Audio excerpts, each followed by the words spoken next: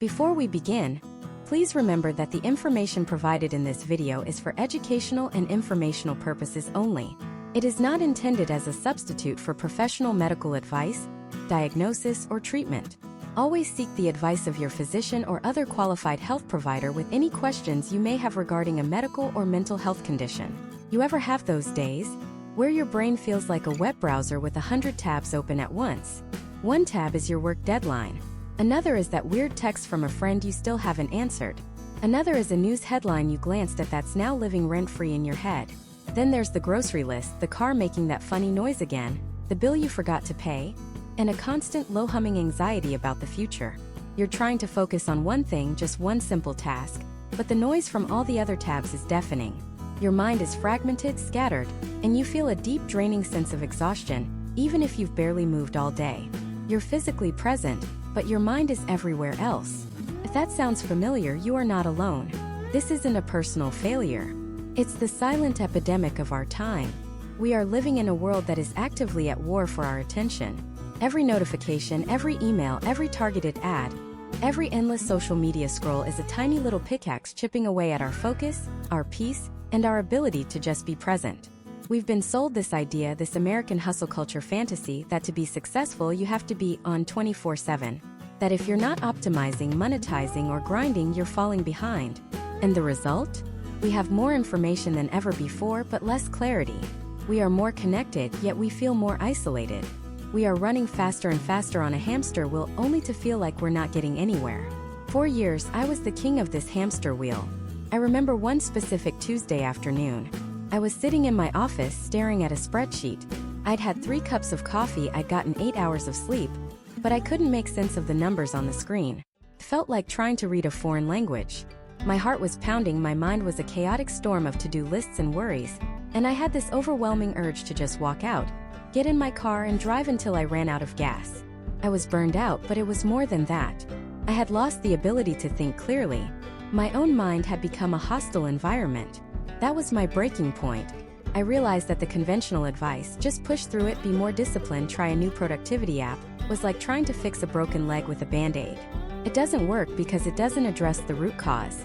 The problem isn't that you're lazy or broken. The problem is that you've never been taught how to manage your own mind in the face of this modern chaos. So here is the promise of this video. We are going to change that starting right now. I'm not going to sell you on a 10-day silent retreat or tell you to quit your job and move to a monastery.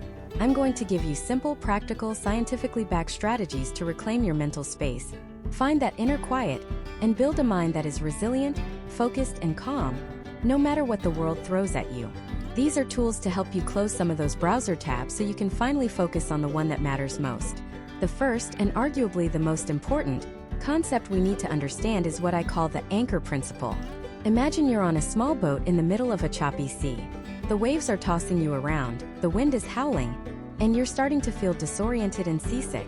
You can't control the storm. You can't command the waves to be still. But what can you do? You can drop an anchor. The anchor doesn't stop the storm, but it holds you fast. It connects you to something solid and stable beneath the chaos on the surface. Stops you from being swept away. Your mind is the boat, and the relentless demands of daily life are the storm. That feeling of being overwhelmed, of your thoughts racing in 1,000 directions, that's you being tossed around in the waves unanchored.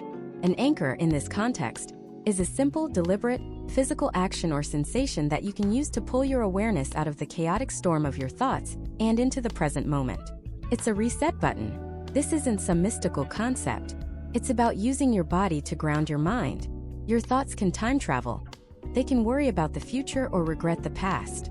But your body, your physical senses, can only exist right here, right now. And that is your superpower. So what does an anchor look like in practice? It needs to be incredibly simple and accessible at all times. One of the most powerful anchors is your own breath. Let's try it just for a moment. Right now, take a slow, deep breath in through your nose. Feel the air filling your lungs. Feel your chest expand. And now breathe out slowly through your mouth. Just focus entirely on that physical sensation. The feeling of the air, the rise and fall of your shoulders. Do it one more time. In and out. For those 5 seconds, you weren't thinking about your to-do list or that email. You were anchored in the physical reality of your own breathing. That's it. That's the anchor. Another powerful anchor is your feet on the floor. When you feel your mind starting to spiral, press your feet firmly into the ground. Notice the texture of the carpet or the coolness of the tile. Feel the solid, unmoving support of the earth beneath you. Wiggle your toes. The goal is to shift your focus from the abstract chaos in your head to the concrete, undeniable sensation in your body. You are here. You are solid. You are grounded. Other examples: holding a cold glass of water and focusing on the condensation and the temperature. Placing your hand on your heart and feeling the steady rhythm of its beat. Stepping outside for 60 seconds and just listening, trying to identify 3 distinct sounds you can hear. A bird, the traffic, the wind. These aren't meant to solve your problems. They are meant to stop the spiral. They are the circuit breaker that interrupts the pattern of anxious, racing thoughts and gives you a moment of clarity, a space between the stimulus and your reaction. The mistake most people make is they wait until they're in the middle of a full-blown hurricane to try and find their anchor. You have to practice when the waters are relatively calm. The goal is to create an automatic, conditioned response. So here's your first challenge. Pick one anchor. Just one. It could be the breath, your feet on the floor, or the sensation of touch. And for the next 24 hours, I want you to practice dropping it 3 times. Set a reminder on your phone if you have to. Once in the morning, once at midday, and once in the evening. Just for 30 seconds. It's not meditation. It's an exercise. You are training your brain to know where to go when the storm hits. You are building the muscle of self-awareness. Because what you'll find is that inner peace isn't the absence of problems. It's not living in a world without storms. Inner peace is the ability to hold your center in the middle of the storm. It's knowing with absolute certainty that no matter how big the waves get, you always have an anchor you can drop. Mastering this one simple principle is the foundation upon which all other techniques for mental clarity are built. It is the first critical step to taking back control of your own mind. And what does it mean to take back control? It doesn't mean silencing your mind. It doesn't mean forcing yourself to think positive thoughts or chanting affirmations until you're blue in the face. That's like trying to command the ocean to be still. It's a battle you will lose every single time. True control is more subtle. It's more like becoming a skilled sailor. You can't stop the waves, but you can learn to read them, to understand them, and to use their power to steer your ship wherever you want to go. Most of us aren't sailors. We're just clinging to a piece of driftwood, tossed around by every single wave of thought and emotion. We believe we are the storm. This was the reality for a man I once knew. Let's call him Michael. On paper, Michael was the definition of success. He was a partner at a prestigious law firm in Chicago, had a beautiful home in the suburbs, 2 kids in private school, a marathon runner's physique. He had everything he'd ever been told he should want, but when he sat in my office, he looked like a ghost. His eyes were hollow, his shoulders were slumped, and he spoke in a low, exhausted whisper. He told me his mind was a courtroom where he was simultaneously the prosecutor, the defendant, and the judge, and the verdict was always guilty. When he was at work, his mind would be replaying a slightly awkward conversation he had with his wife that morning. When he was at home with his family, his mind was rehearsing the closing argument for a case he had next week. He was never where he was. His body was in one place, but his mind was a time traveler, perpetually stuck in the anxieties of the future or the regrets of the past. He was living in a constant low-grade state of emergency, and his nervous system was paying the price.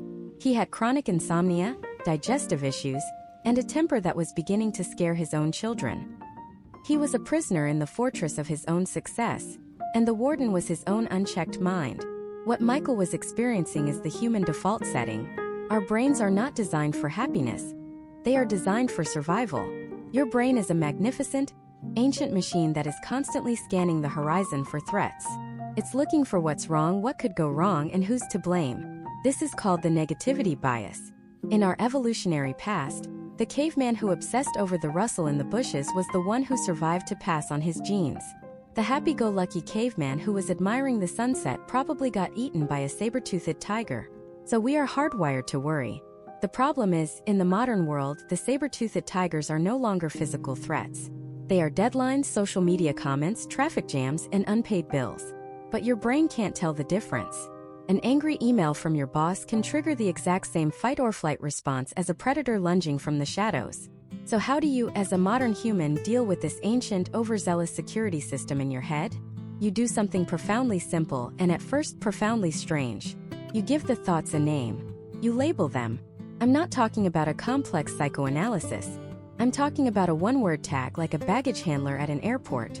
When a thought comes into your awareness, instead of getting swept away by it, you take a mental step back and you just label it. Let's say the thought is, I can't believe I said that stupid thing in the meeting. Everyone must think I'm an idiot.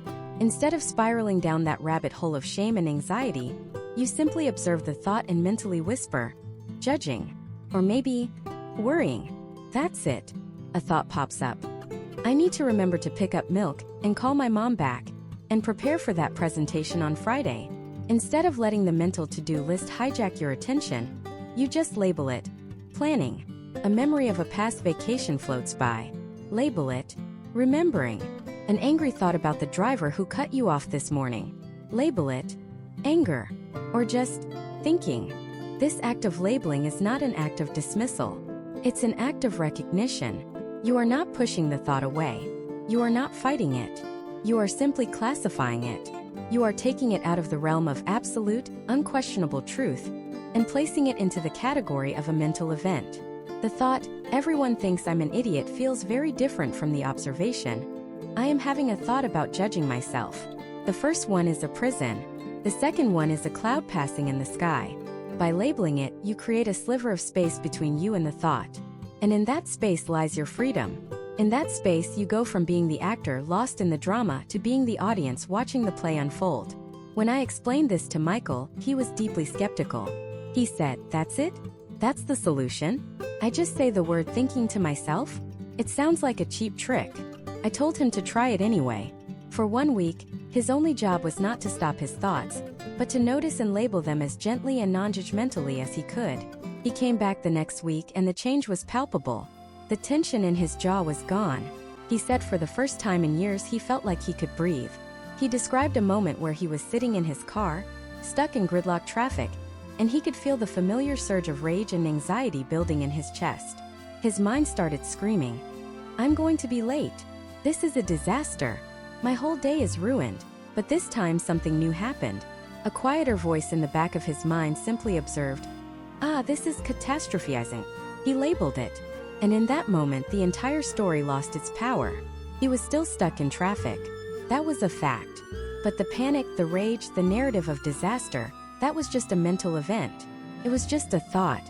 He saw it for what it was, a product of his ancient, overprotective brain doing what it was designed to do. He told me he actually laughed out loud right there in his car. The monster wasn't so scary once he turned the lights on and saw it was just a shadow on the wall.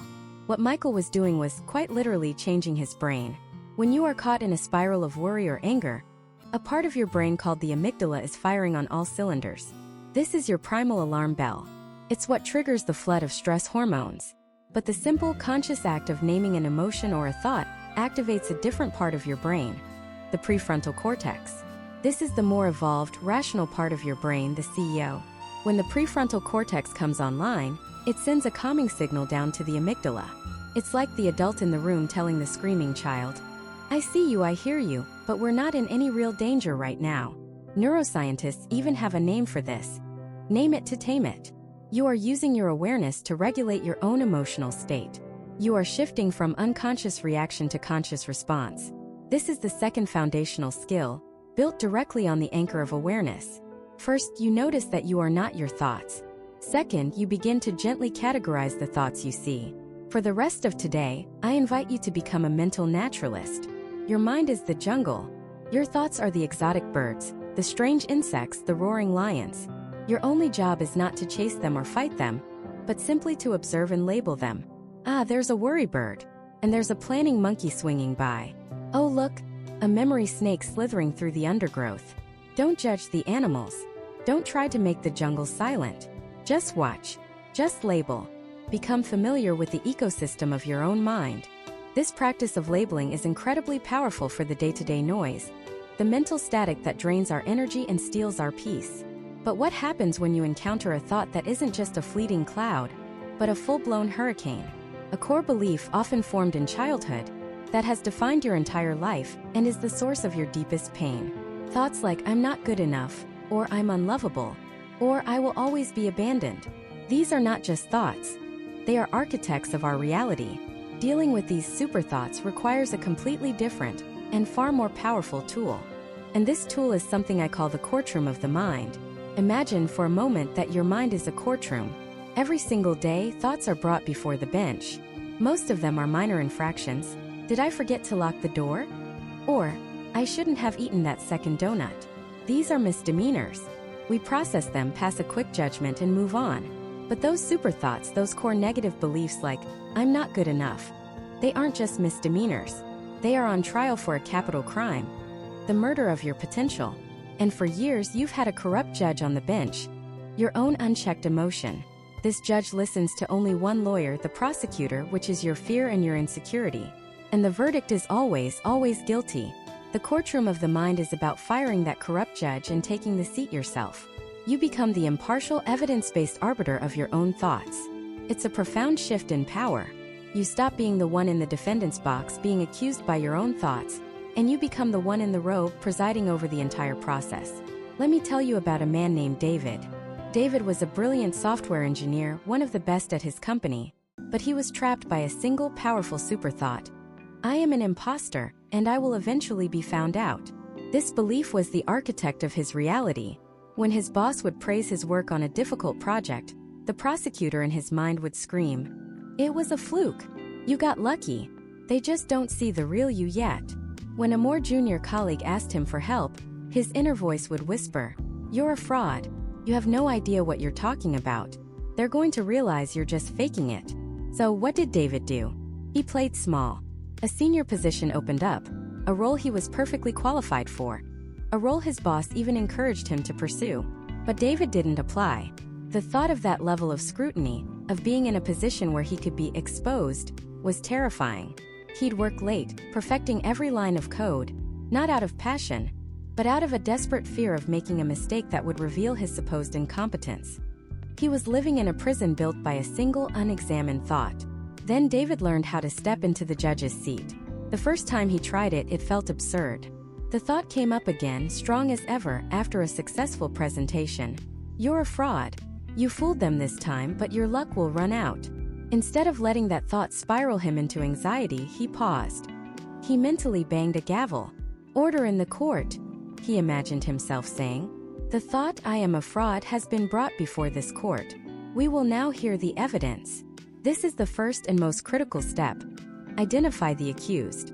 You have to state the charge clearly. Not a vague feeling of unease, but the specific, cutting sentence your mind uses against you. For David it was, "I am a fraud." Next, he allowed the prosecution to present its case. This is crucial. You don't suppress the negative voice. You give it the floor, but you listen to it as a judge, not as a victim. David's inner prosecutor stood up and began listing its evidence. Remember in college when you barely passed that advanced algorithms class? Remember last year when you missed that bug in the initial code review? Remember when Sarah from the other team had to point out a more efficient way to structure that database query? The prosecutor presented every past failure, every mistake, every moment of uncertainty as irrefutable proof of his fraudulence. In the past, this is where the trial would have ended. Case closed. Verdict, guilty. But now David was the judge. And a good judge has to hear from the defense. This was the hardest part. He had to become his own defense attorney. He had to actively search for counter-evidence, for anything that contradicted the prosecution's story. It was like digging for gold. First he found nothing. The prosecutor's voice was too loud, too familiar. But he persisted. "Okay," he thought, "let's be objective. What's the evidence that I'm not a fraud?" He started small. "Well, I graduated with a good GPA. That's a fact." He continued. "I was hired by this company, and they have a very rigorous interview process. They must have seen something." Then he dug deeper. "My boss, who is a respected expert in this field, just praised my work on the Miller account 2 days ago. He specifically mentioned my elegant solution." He kept going. "The junior developers I mentor have all improved their performance, and 2 of them have personally thanked me for my guidance." He thought about the projects he'd successfully led, the deadlines he'd met, the complex problems he'd actually solved. He was listing facts, verifiable, concrete evidence. He wasn't telling himself, "Be positive." He was building a case. Now comes the final step, the verdict. As the judge, David looked at the evidence from both sides. On one hand, the prosecution had a list of mistakes and moments of struggle. On the other, the defense had a list of academic achievements, professional successes, praise from superiors, and tangible positive impacts on his colleagues. What would be a fair verdict? The truth wasn't, "I am a fraud." But the truth also wasn't, "I am a perfect, flawless genius who never makes a mistake." A fair and balanced verdict based on the evidence sounded something like this: "I am a skilled and competent engineer who, like all human beings, has areas of weakness and has made mistakes in the past. However, the overwhelming body of evidence shows a consistent track record of success, learning, and valuable contributions." The charge of being a fraud is therefore dismissed as a gross exaggeration unsupported by the facts. This wasn't just a mental trick. This was a fundamental rewiring of his relationship with his own thoughts.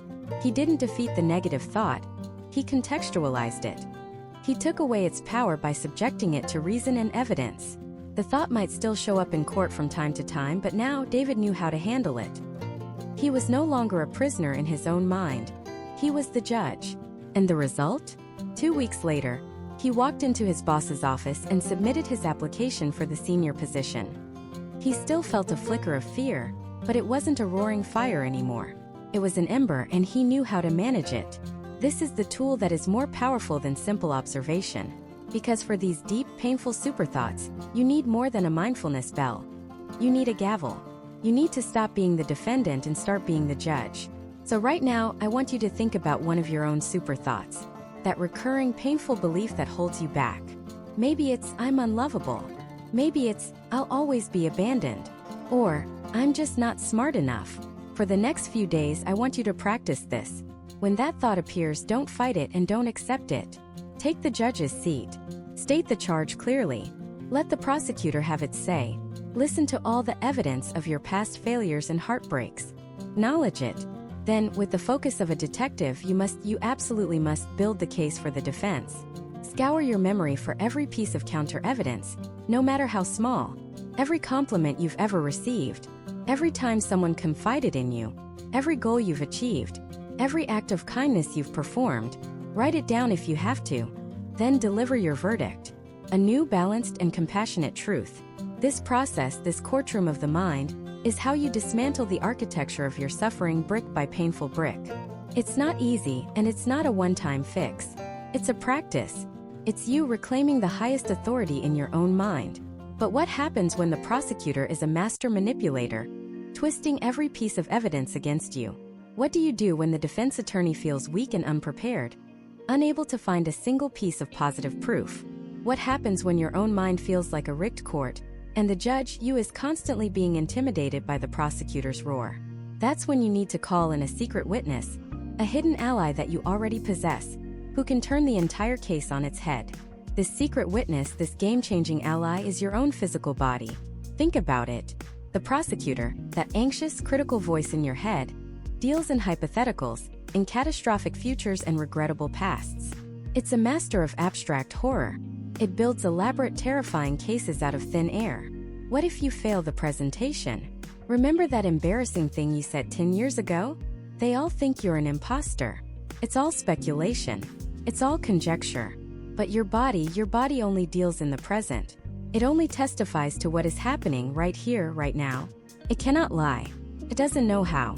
Its testimony is the undeniable physical truth of this exact moment in time. And when you call on this witness, you force the court to stop listening to the dizzying speculation and focus on cold, hard, physical facts.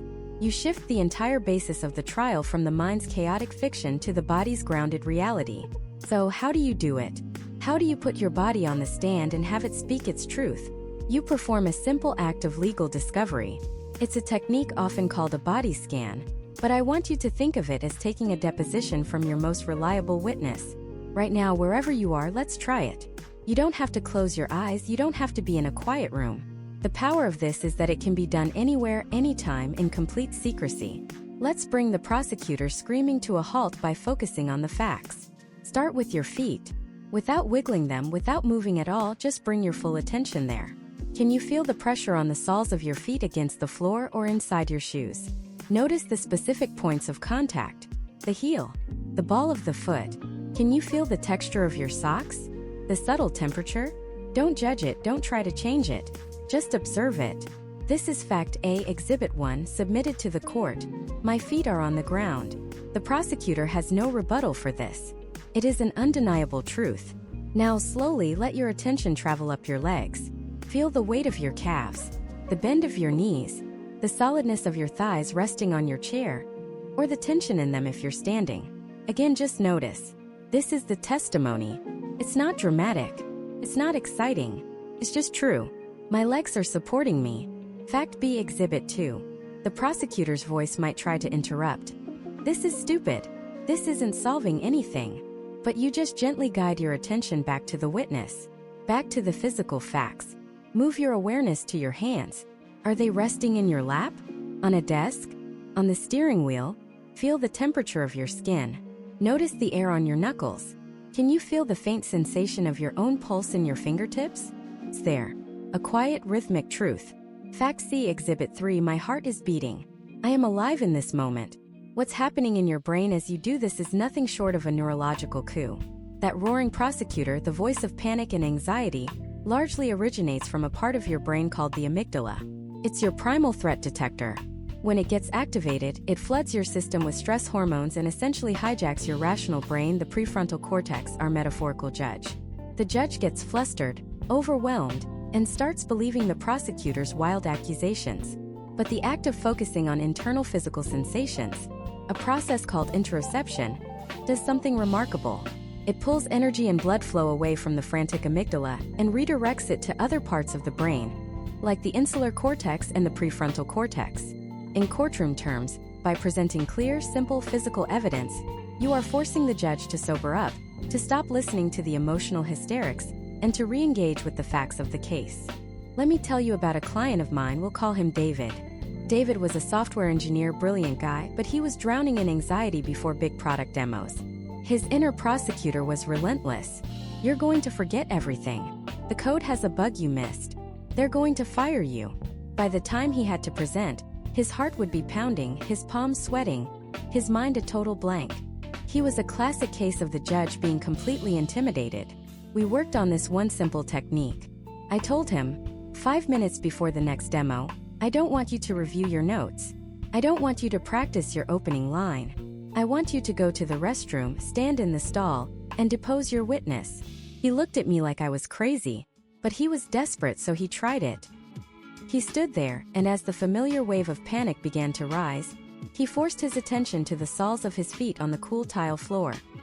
He felt the fabric of his shirt against his back. He focused on the sensation of his breath, not trying to change it, just noticing the air entering his nostrils cool and leaving warm. He told me later that for the first 30 seconds, his mind screamed at him. The prosecutor was throwing every book in the library at him, but he just kept returning his focus to his feet, to his breath, and then a shift. The roar in his head didn't vanish, but it became distant. It was like he was standing on the shore, watching a hurricane rage a mile out at sea, instead of being tossed around in the waves. The physical facts of his body became an anchor in the storm of his thoughts. He walked into that demo, and for the first time he wasn't fighting his anxiety. He was just there, present, anchored. He still felt nervous, but the nervousness was just another sensation, not a death sentence. He aced the presentation. The judge had finally heard from a witness other than the prosecutor, and it changed the entire verdict. This isn't just an emergency brake for panic attacks. This is a skill you can practice to fundamentally change your baseline level of peace. You can do it for 30 seconds while waiting for your coffee to brew. You can do it for a minute while you're stuck in traffic, feeling the vibration of the engine through the seat. You can do it while sitting in a boring meeting, feeling the sturdiness of the chair beneath you. Every time you do this, you are strengthening a neural pathway. You are training your judge, your conscious awareness, to be less swayed by the loud, dramatic prosecutor and more interested in the quiet, steady testimony of your body. You're not trying to argue with your anxious thoughts because that's a losing battle. Arguing with the prosecutor just gives it more airtime. Instead, you are calmly and quietly changing the subject. You are introducing new, more compelling evidence. The ultimate truth your body tells you, in every single moment, is this: you are here. You are breathing. Right now, in this physical space, you are okay. The catastrophes are in the future. The regrets are in the past. But your body, your faithful, honest witness, is always in the present. And the present moment is the only place where peace can actually be found. It's the one jurisdiction where the prosecutor's panic speculations have no power. By learning to access it through the gateway of your physical sensations, you give yourself a sanctuary, a safe harbor you can return to anytime the storms in your mind begin to rage. You're not silencing the prosecutor. You're just making its testimony irrelevant. Let's explore that idea of irrelevance a little deeper, because it's one of the most powerful mental shifts you can ever make. We spend so much of our lives arguing with that prosecutor in our heads. We present counter-evidence, we try to poke holes in its logic, we get angry and defensive. But what if I told you the most effective strategy isn't to win the court case, but to simply walk out of the courtroom? This is the practice of becoming the observer. Imagine your mind is the sky. It's vast, open, and fundamentally peaceful. Now your thoughts, your emotions, your worries, your memories, those are the clouds. Sometimes the clouds are light and puffy, and the sky is a brilliant blue. Other times, dark, heavy storm clouds roll in. They can bring thunder, lightning, and torrential rain. They can block out the sun entirely. And in those moments, it's easy to believe that the entire sky is the storm. We forget the blue is even there. We identify completely with the thunder and the darkness. We say, I am anxious, or I am angry, as if that emotion defines the entirety of our being. But the truth is, you are not the clouds. You are the sky. The storm is just a temporary weather pattern passing through the vast, unchanging space of your awareness. The storm can be intense, absolutely, but it cannot harm the sky. The sky simply holds it, allows it to be there, and eventually allows it to pass. Inner peace isn't about forcing the sun to shine 24/7. It's about realizing you are the sky, capable of holding any weather pattern without being destroyed by it. So how do we do this? How do we stop being the cloud and start being the sky? It begins with a simple, almost ridiculously simple act of labeling. When a difficult thought arises, let's say it's that old classic, you're going to fail at this. Instead of immediately diving in, wrestling with it, and believing it, you take a mental step back and you label it. You say to yourself, a thought about failing. Notice the difference. It's not, I'm going to fail. It's, I am having a thought that I'm going to fail. This tiny change in language creates a sliver of space. In that space, you are no longer the thought, you are the one noticing the thought. You've just moved from being the cloud to being the sky that holds the cloud. Let's try another one. A wave of anxiety washes over you about an upcoming presentation. Your heart starts to beat faster, your palms get sweaty. Instead of getting swept away by the narrative, oh my God, this is going to be a disaster. Everyone will think I'm an idiot. You observe the physical and mental phenomena and you label them. Okay, this is the feeling of anxiety in my chest. This is the thought that people will judge me. This is worry. You're not judging the thoughts or feelings. You're not trying to push them away. You're simply naming what's present, like a biologist calmly identifying different species of plants in a forest. Oh, a fern. Oh, an oak tree. There's no drama, just observation. This practice is called disidentification or diffusion. You are unfusing yourself from the contents of your mind. Think of it this way. You're sitting in a movie theater. The movie on the screen is your stream of consciousness. It can be a horror film, a drama, a comedy. For most of our lives, we are so engrossed in the movie that we forget we're in a theater. We jump when the monster appears, we cry when the hero suffers. We believe the movie is reality. Becoming the observer is like suddenly remembering you're sitting in a plush red seat, holding a bucket of popcorn. You can still watch the movie. You can appreciate the artistry, you can follow the plot. But you are no longer lost in it. You know it's just light and sound projected onto a screen. You have perspective. The monster on the screen can't actually hurt you. The drama on the screen isn't your life. This is what labeling does. It gently reminds you that you're in the audience, not on the screen. Now, that inner prosecutor, that critical voice, it's very persistent. It's the main character in a lot of our mental movies.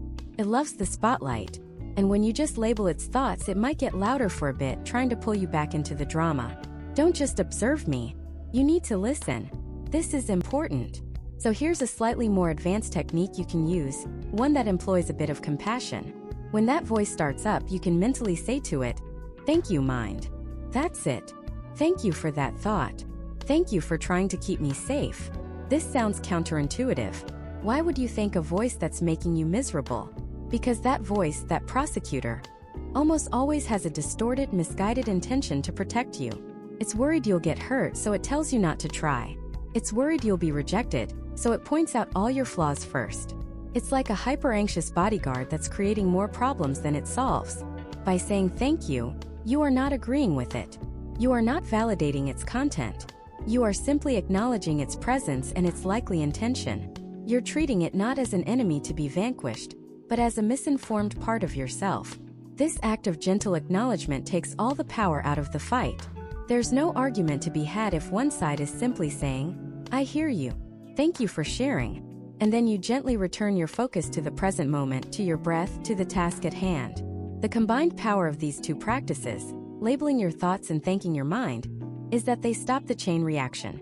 A negative thought is just a thought. It only becomes suffering when we grab onto it, believe it, and then have another thought about that thought. We think, "I'm going to fail." Then we think, "Oh my God, why do I always think this way? I'm so negative. There's something wrong with me." And now we're in a spiral. A storm has been born from a single cloud. But when you observe and label, a thought about failing, the chain is broken. The thought just floats by. It doesn't have to trigger a second, third, and fourth thought. And without that fuel, the emotional fire that it would have ignited simply doesn't start. I know what some of you might be thinking. This sounds great for little worries, but my thoughts feel like a Category 5 hurricane. I can't just observe it. And you're right. When you're in the middle of that hurricane, it can feel impossible. This isn't a magic wand. It's a skill. It's mental strength training. The first time you go to the gym, you don't try to bench press 300 pounds. You start with the bar. You might only be able to observe one single thought for 2 seconds before you get swept away again. That's okay. That's a rep. That's a victory.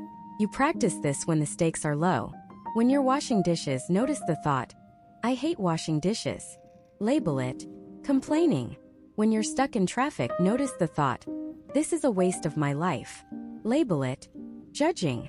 You train yourself moment by moment to create that sliver of space. And as you do, that space gets wider. Your ability to remain as the sky, even as the weather gets intense, grows stronger. You're building an internal anchor of awareness that is unshakable, because it's not made of anything.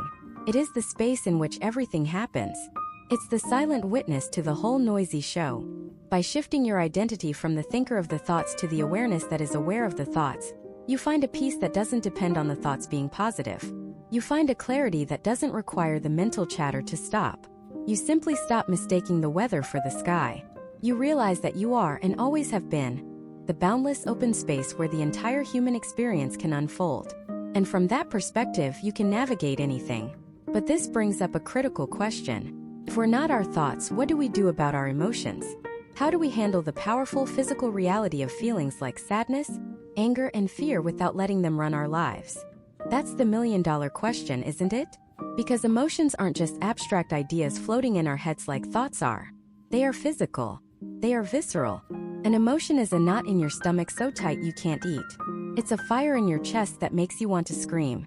It's a cold dread that starts in your gut and spreads to your fingertips. Emotions have a voltage. They have a weight. They are real, tangible events happening inside our bodies, and simply observing them like clouds in the sky can feel, well, impossible. It can feel like telling someone caught in a hurricane to simply observe the wind.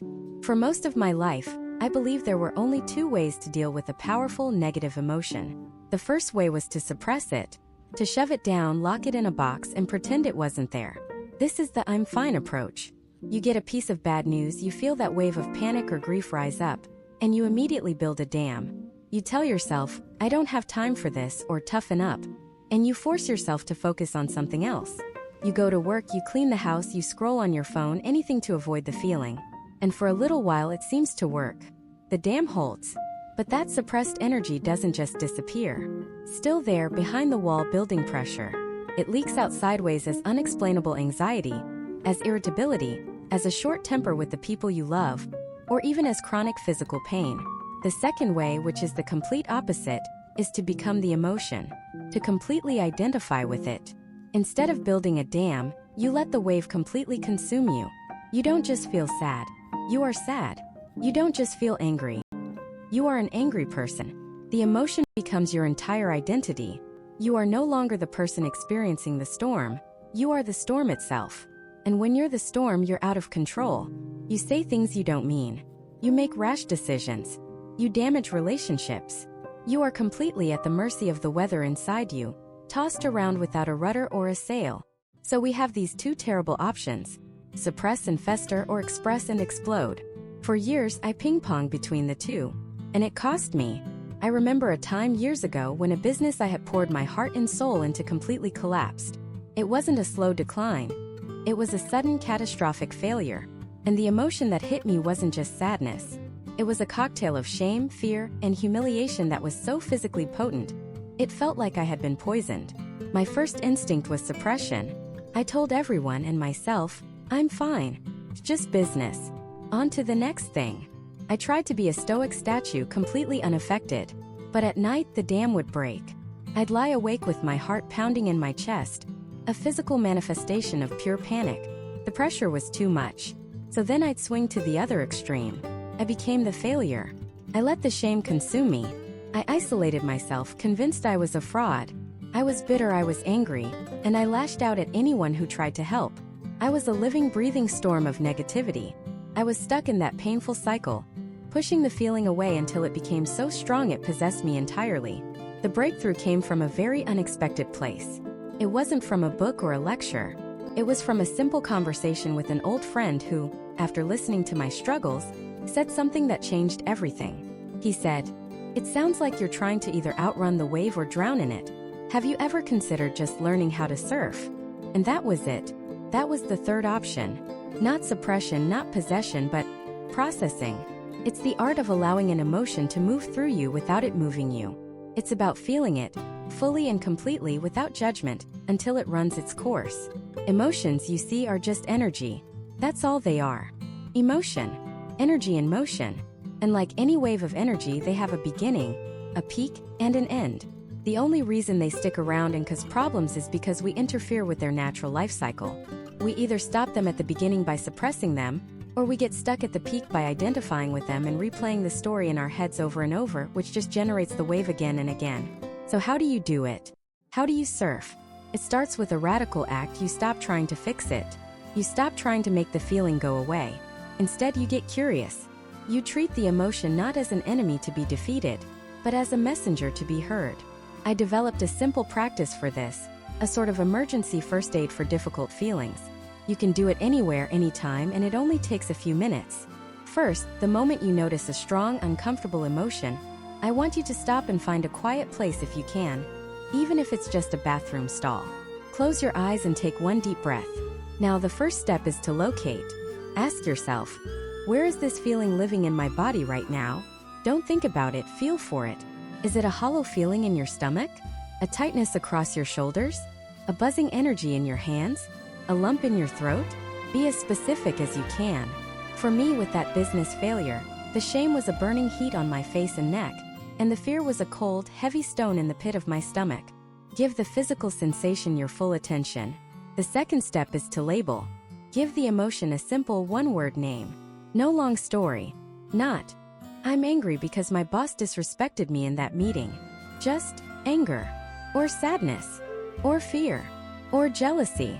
By simply naming it, saying to yourself, "Ah, this is grief," or "Okay, this is anxiety," you create a tiny bit of space between you, the observer, and the emotion itself. You are no longer the thing, you are the one noticing the thing. This small gap is where your power lies. The third and most important step is to listen. And by listen, I don't mean analyze. I mean to simply be with the physical sensation you located, and offer it your compassionate, non-judgmental attention. You can even ask the sensation a gentle question, not expecting a literal answer, but just to guide your focus.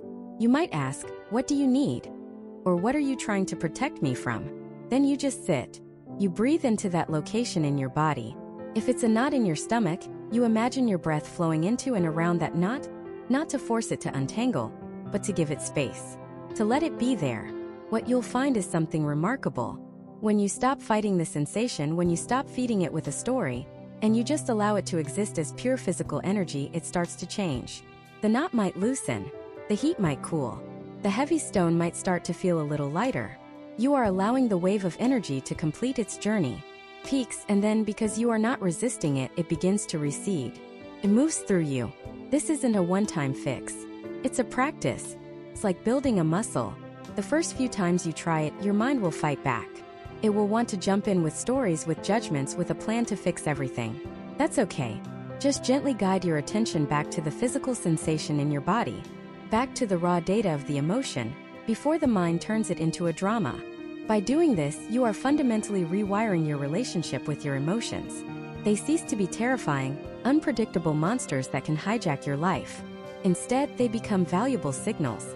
Your anger might be telling you that a boundary has been crossed. Your fear might be telling you to pay attention and prepare. Your sadness might be telling you that you've lost something you cared about, and that it mattered. They become your allies, your internal guidance system. You learn to honor their message without letting them take the steering wheel. You learn to surf. And once you know how to surf the waves inside you, you realize you have a strength and a resilience you never knew was possible. You become the calm, steady presence in the middle of your own storm, capable of navigating anything. But this mastery of our internal world, our thoughts and our feelings, is only half the battle. Because we don't live in a vacuum. We live in a world that is constantly screaming for our attention. So how do we protect this newfound inner peace from the relentless chaos of the outside world? The answer lies in becoming a ruthless, unapologetic curator of your world. Think of yourself not as a passive consumer of your environment, but as the active architect of it. The peace you've started to cultivate inside is like a delicate flame. The outside world is a constant wind, threatening to extinguish it. Your job is to build a shelter around that flame, not to hide it away, but to protect it so it can grow stronger and brighter. We have to start with the most relentless source of that wind, the glowing rectangle in your pocket, your phone. It's not just a device, it's a portal, and you have to become the gatekeeper of that portal. Right now, for most of us, that gate is wide open. Every buzz, every ping, every notification is a stranger from the outside world walking into the living room of your mind, uninvited, and demanding your attention. A news alert about a crisis 1,000 miles away. A social media update from someone you barely knew in high school. An email about a 20% off sale. Each one is a tiny little paper cut on your focus, a small withdrawal from your bank of mental energy. Alone they're nothing. But hundreds of times a day, it's death by 1,000 cuts. The first, most powerful step is to reclaim your attention. Your attention is the most sacred currency you have. It's the raw material of your life experience. Whatever you pay attention to is what your reality becomes. So why are you giving it away for free to algorithms designed to addict you? It's time to perform a notification audit. Go into your settings and turn off every single notification that is not from a real human being that you might need to respond to in a timely manner. Your friend texting you? Fine. The news app telling you about breaking news? Off. That game reminding you to collect your daily reward? Off. Social media telling you someone liked your photo? Absolutely off. This will feel strange at first. You'll feel a phantom buzz in your pocket. You'll feel a pull to check. A sense of, what if I'm missing something? That feeling is the addiction speaking. Breathe through it. What you'll discover on the other side is silence. A beautiful, expansive mental silence you forgot was even possible. You are no longer reacting to the world's agenda. You are free to act on your own. The next step is to curate your information diet just as you would your food diet. You wouldn't eat junk food for every meal and expect to feel physically vibrant, so why would you consume junk information and expect to feel mentally clear? Unfollow accounts that make you feel angry, anxious, or less than. Mute people who consistently spread negativity. You are not obligated to bear witness to everyone's unfiltered stream of consciousness. Your social media feed should be a place of inspiration, connection, and learning, not a cesspool of outrage and comparison. Transform it from a digital jungle, dense and dangerous, into a digital garden. A space you have intentionally cultivated to grow positive thoughts and ideas. This curation extends beyond your digital life. It applies with equal force to your physical environment. Look around you right now. Your home, your desk, your car. Is it a reflection of the calm, clear mind you want to have? Or is it a reflection of chaos, stress, and procrastination? There is an unbreakable link between your outer world and your inner world. External order promotes internal calm. A cluttered space creates a low-grade, constant hum of stress in your nervous system. Every pile of mail is an unresolved task. Every stack of clothes is a decision you haven't made. Your brain sees this mess and subconsciously interprets it as a massive, overwhelming to-do list. It's exhausting. You don't need to become a minimalist overnight. Start small. Pick one surface, a single countertop or your nightstand. Clear everything off it. Wipe it clean. And then only put back what is essential and what you find beautiful. Just do that. Feel the difference. That little island of order will feel so good, you'll be inspired to create another. And another. Use the 1-minute rule. If a task like putting a dish in the dishwasher or hanging up your coat takes less than a minute to complete, do it immediately. Don't let it become part of the clutter. This isn't about having a perfect magazine-worthy home. It's about creating a sanctuary, a space that recharges your energy rather than drains it, a place where your mind can finally exhale. And this brings us to the most challenging and most important area of curation: your social environment. You can have the most pristine home and a perfectly curated phone, but if you spend your time with people who drain your energy, your inner peace will never stand a chance. We all know people like this: the friend who only calls to complain, the family member who constantly criticizes, the coworker who thrives on drama. These people are often called energy vampires, and the name is fitting because after every interaction, you feel utterly depleted. Protecting your peace requires you to set boundaries. For many of us, especially those who are people pleasers, the word boundary feels selfish, feels mean. But this is a critical reframing. Boundaries are not walls you build to push people out. They are gates that you control. You decide who comes in, how long they stay, and what kind of behavior is acceptable within your space. Saying no is not a rejection of another person. It's an affirmation of your own needs and limits. Think of your emotional energy like a budget. You wake up with a certain amount each day. Every interaction either makes a deposit or a withdrawal. A conversation with a supportive friend who makes you laugh? That's a huge deposit. An hour spent listening to someone's endless negativity? That's a massive withdrawal that leaves you in the red. You have to become a conscious accountant of your own energy. Who are you giving your precious, limited reserves to? Are they worthy of that investment? Setting boundaries can be simple. It doesn't have to be a dramatic confrontation. It can be as gentle as, "I only have 5 minutes to chat right now," before they launch into a long story. It can be, "I appreciate you sharing, but I don't have the emotional capacity to talk about this topic right now." It can be declining an invitation without a long drawn-out excuse. "Thank you for thinking of me, but I won't be able to make it." You do not owe anyone an explanation for protecting your well-being. The truth is, when you start setting these boundaries, some people won't like it. They were benefiting from your lack of them. But the people who truly care about you, the ones who deserve to be in your inner circle, will respect your needs.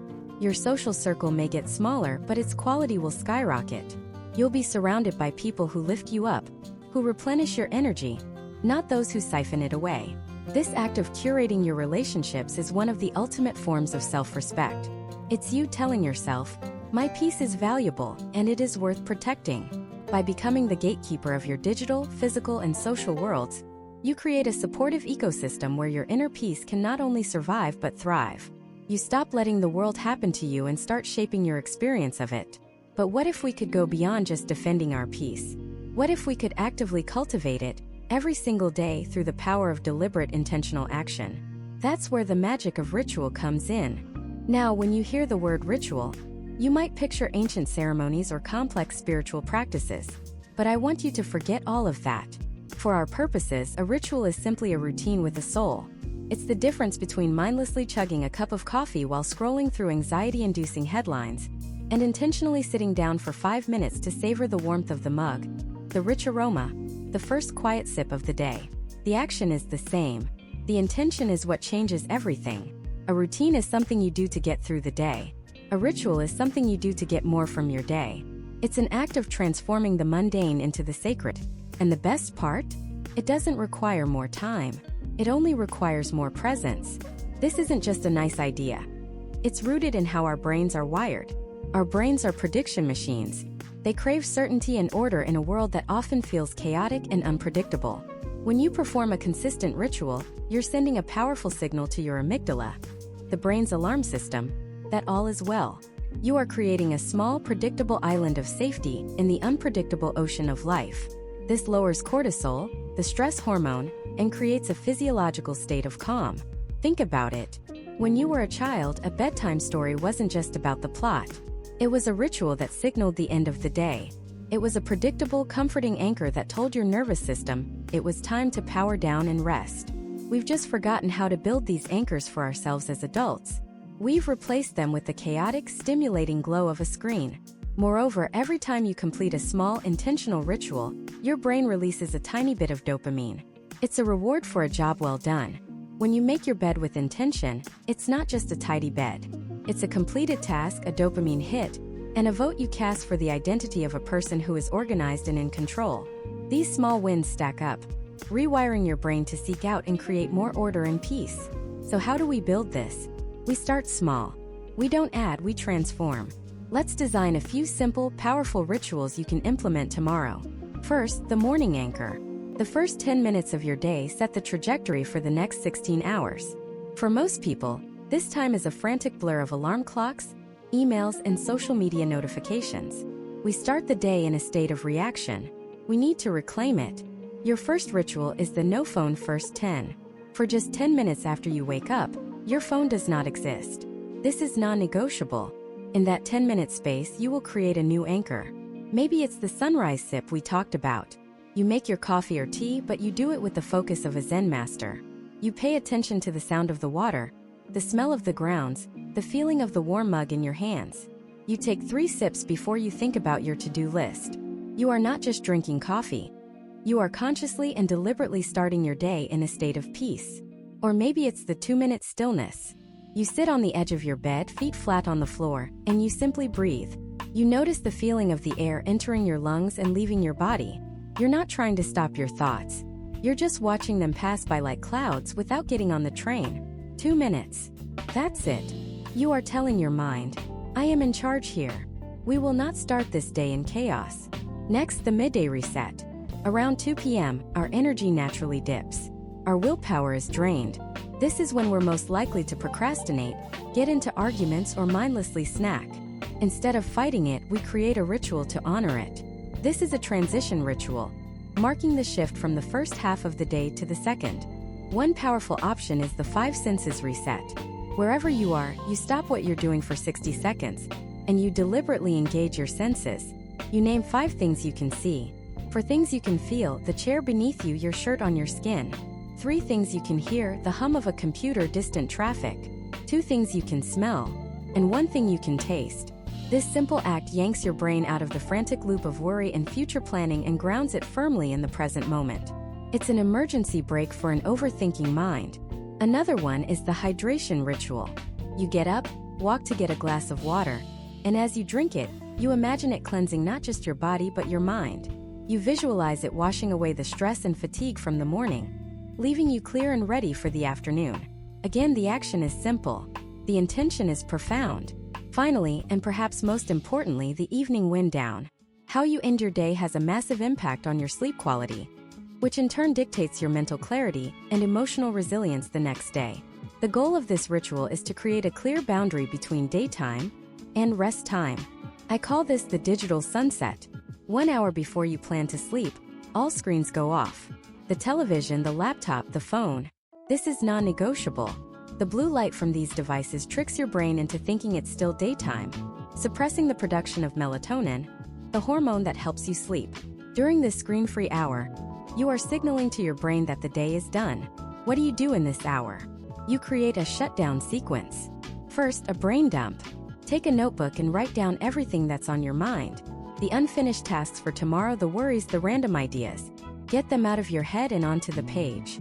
This tells your brain it doesn't need to keep juggling these thoughts all night. They've been safely captured. Then do something analog and relaxing. Read a physical book. Do some light stretching. Listen to calming music or a podcast that doesn't require intense focus. Tidy up your living space for 10 minutes. This simple act of restoring order to your environment brings a sense of closure to the day. I once worked with a CEO who was on the verge of complete burnout. He was sleeping 3 hours a night, fueled by caffeine and anxiety. He told me he didn't have time for any of this. I asked him to try just one thing, the digital sunset. No screens an hour before bed. He was skeptical but desperate. The first few nights were torture.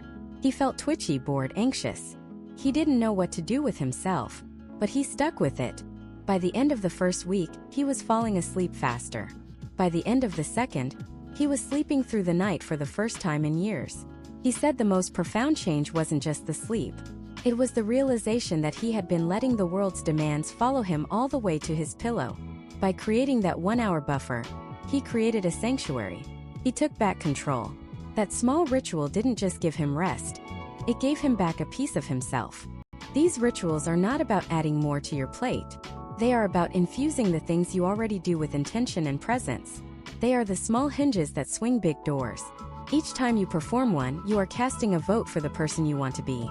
A person who is calm, centered, and in control.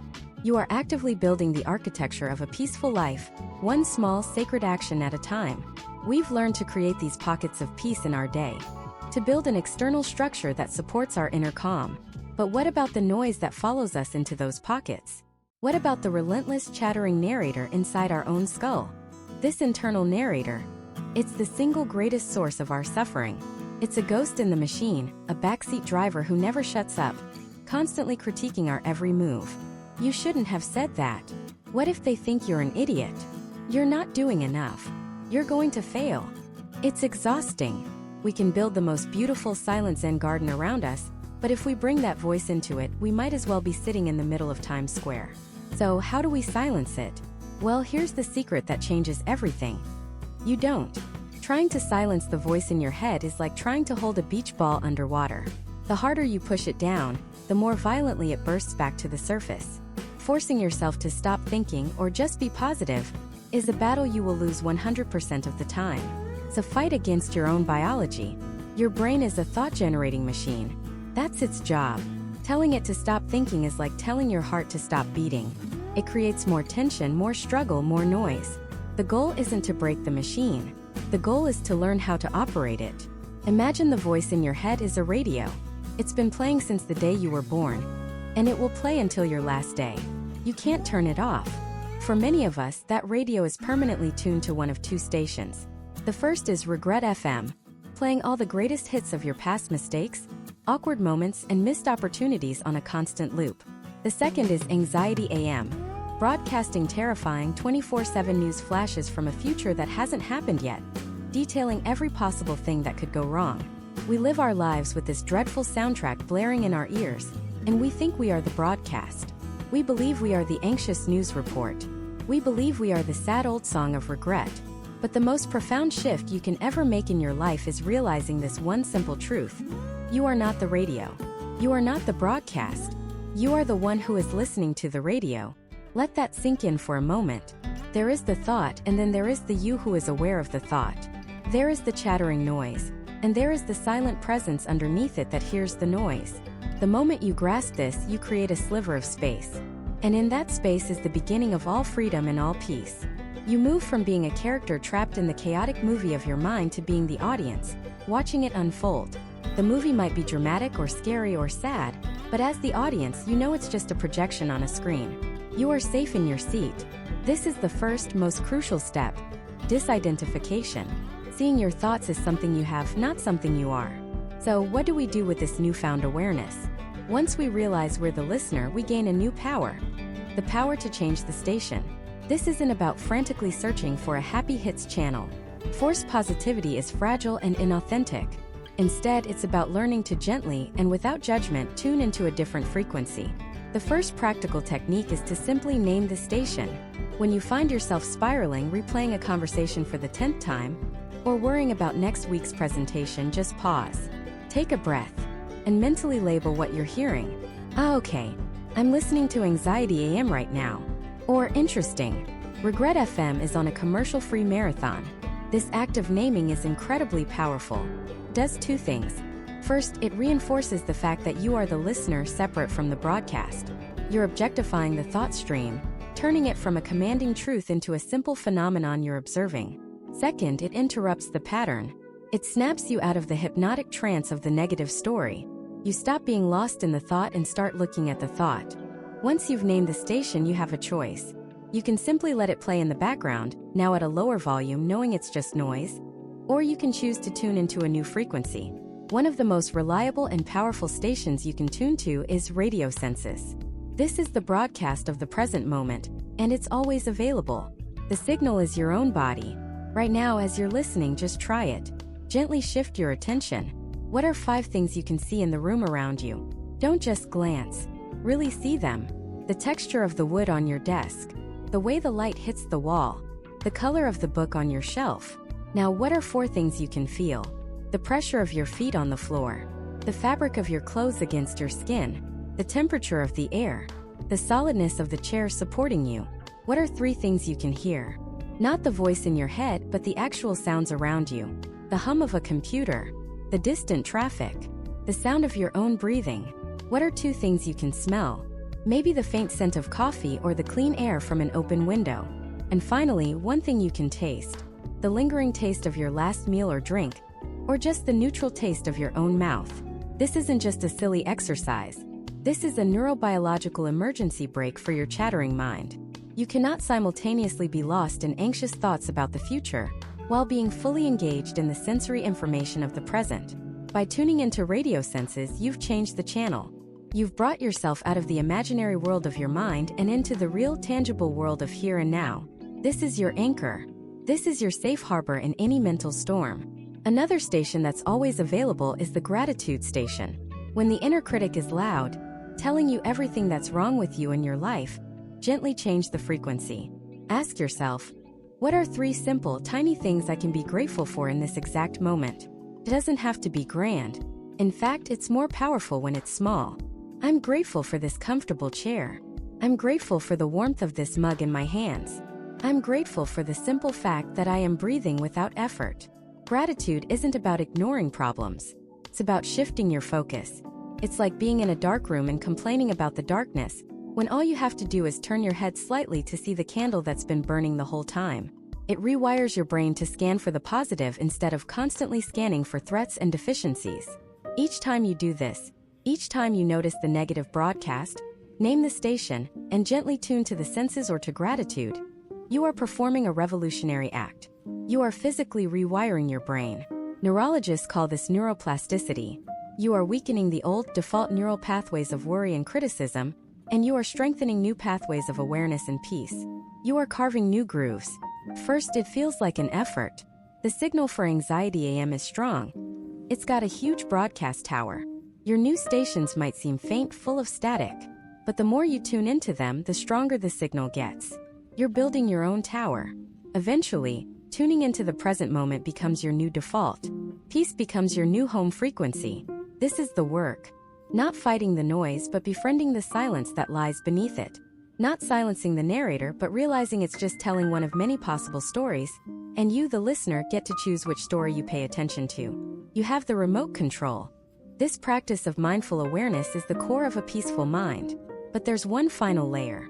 How do we take this practice and weave it into the very fabric of our being? So that peace isn't just something we find in quiet moments, but something we are as we move through the chaos of the world. How do we integrate this inner clarity with our outer life so they become one and the same? That is the final crucial piece of the puzzle. It's the question that sits at the very heart of this entire journey. How do we stop treating peace like a vacation destination we visit for 10 minutes a day, and start making it the home we live in? The answer lies in a profound shift of perspective. We must stop seeing our daily life as an interruption to our peace, and start seeing it as the perfect arena in which to practice it. The chaotic meeting, the frustrating traffic, the difficult conversation. These are not obstacles. They are the curriculum. They are the training ground. This is where the real work and the real reward is found. The first step in this integration is to adopt what you might call the mindset of a peaceful warrior. This isn't a contradiction. A warrior is strong, engaged, and present on the battlefield of life. But a peaceful warrior operates from a calm, unshakable center. Imagine a massive deep-sea submarine navigating a hurricane. On the surface, the ocean is a nightmare of chaos. Waves taller than buildings crash and roar. The wind shrieks, the sky is black. A small boat would be torn to pieces in seconds. But hundreds of feet below, the submarine glides through the silent, still deep. It is aware of the storm it has to be, but it is not in the storm. It is not thrown about by the whims of the waves. It has its own propulsion, its own direction, its own deep, quiet integrity. For most of our lives, we live on that small boat, reacting to every wave, panicking at every gust of wind. The practices we've discussed, mindfulness, breathwork, gratitude, are the process of building your own inner submarine. Now, you must learn to pilot it. You learn to dive beneath the surface noise of your own reactive thoughts and emotions. You are still in the same ocean of life, facing the same storms, but you are no longer at their mercy. You move with intention from a place of depth and clarity. So how do we do this practically? We start with the seams of our day. We practice what I call mindful transitions. Our days are not one long, continuous event. They are a series of distinct moments stitched together. Waking up to getting out of bed. Getting dressed to leaving the house. The commute to the moment you walk through the office door. The end of a task to the beginning of a meeting. Closing your laptop to greeting your family. We usually rush through these transitions on autopilot, our minds already racing to the next thing, carrying the stress of the last thing with us. Instead, we can transform these transitions into sacred pauses, into mental and emotional reset buttons. When you park your car at work, don't just jump out and run inside. Take one moment. Turn off the engine. Close your eyes. Take one single conscious breath. Feel your feet on the floor. Let go of the traffic, the podcast, the mental to-do list. Arrive fully. When you're waiting for the coffee to brew, don't just scroll on your phone. Stand there. Feel the warmth of the mug in your hands. Listen to the sound of the machine. Inhale the aroma. These are not grand, time-consuming meditations. They are microdoses of presence, sprinkled throughout your day. Each one is a tiny act of piloting your submarine, of choosing to dip back down into the quiet deep, even for just 5 seconds, before you surface again for the next task. This practice, compounded over weeks and months, fundamentally rewires your relationship with your day. You stop being dragged through it and start intentionally moving through it. The second core concept for integration is compassionate detachment. Now, the word detachment can sound cold, like you don't care. But that's not it at all. Compassionate detachment is the art of caring deeply, of giving your absolute best, without tying your entire sense of self-worth and inner peace to the outcome. Think of a world-class surgeon performing a life-or-death operation. She cares profoundly about the patient on the table. Her focus is absolute, but she cannot be overwhelmed by the family's fear or her own anxiety about the outcome. If she were, her hands would shake. She wouldn't be able to perform. She has to detach from that emotional storm to act with clarity, skill, and compassion. We can apply this same principle to our own lives. You can pour your heart into a project at work, but you detach from the need for it to be praised by your boss.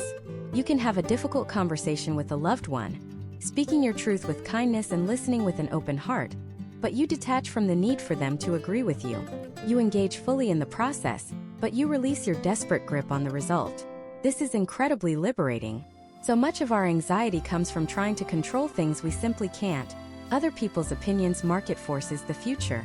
Compassionate detachment is focusing on the one thing you can control, the integrity and intention of your own actions. You do your best and then you let go.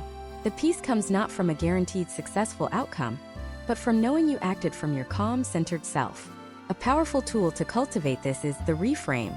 When you face a challenge, a sudden deadline, a critical email, a personal conflict, your automatic reaction is likely stress, anger, or fear. The reframe is the conscious act of pausing and asking a different question. Instead of, "Why is this happening to me?" you ask, "What is this situation asking of me?" Or, "How can I use this as an opportunity to practice?" Stuck in a massive traffic jam? The reactive mind screams about being late, about the injustice of it all. The reframed mind says, "Okay, this is happening. I cannot change it. This is now an unexpected 10-minute opportunity to practice my breathing, to notice my impatience without judgment, to be still." Did someone say something that hurt you? The reactive mind obsesses over the insult, replaying it endlessly. The reframed mind asks, "How can I respond to this from a place of clarity, not reactivity?" What does a peaceful warrior do here?